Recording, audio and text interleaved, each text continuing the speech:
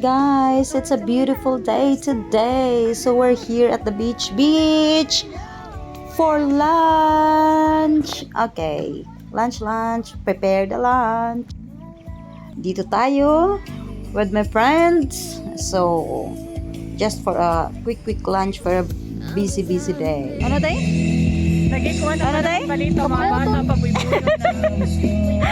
Tagamay pa, buibuyo na. Inom na gani.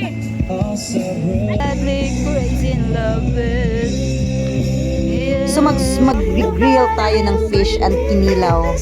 Tsaka may mangga tayo, mango. Yan lang ang ating recipe menu for today. Ayan, nagpe-prepare na para sa ating kinilaw. May kinilaw tayo, spices, mayroon na, ang fish ready na, tsaka yung suka, tsaka mag-ano na tayo para sa ating inihaw. Let's a grill fish. So, yun. Ang kinilaw, masarap, nakakatakam na. Nakakaluto. Kinilaw is life. At tsaka yung fish natin, yung kalahati, i-grill. The half. Okay. We are on the Boy Scout, Girl Scout mood today. So, para-paraan na lang. Para tulutuin, guys. Yo. Kainan na. Siyempre, di mawawala ang ating gin bilog. Magsisindi-sindi sila, guys. Hindi ko na-try yan. Kaya first time ko yan. Magsisindi-sindi sila with the grapes flavor juice for the gin bilog. Gin bilog. Sisindihan nila yan, guys. Isi-shake din sisindihan para daw maano yung alcohol, mag-burn. They're going to light it up to burn the alcohol so that the effect is not super heavy or hard, whatever. Yun, dahil nag-swimming ang lighter, ayaw nang mag-light.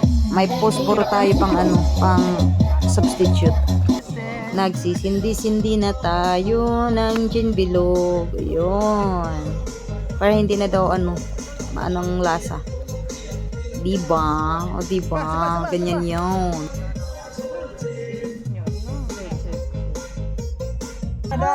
We don't have plates. Wala tayong mga plato, guys. Kaya ito na. Mag-boodle fight tayo sa dahon ng saging. Patungay na.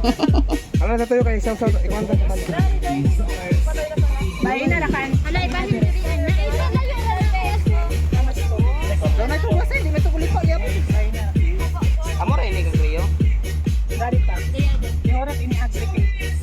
So, long ko mo, dili sa sabon. Sige na. Ay ba nagre? Pagpahadya natin. Ano, picture tayo nila tayo.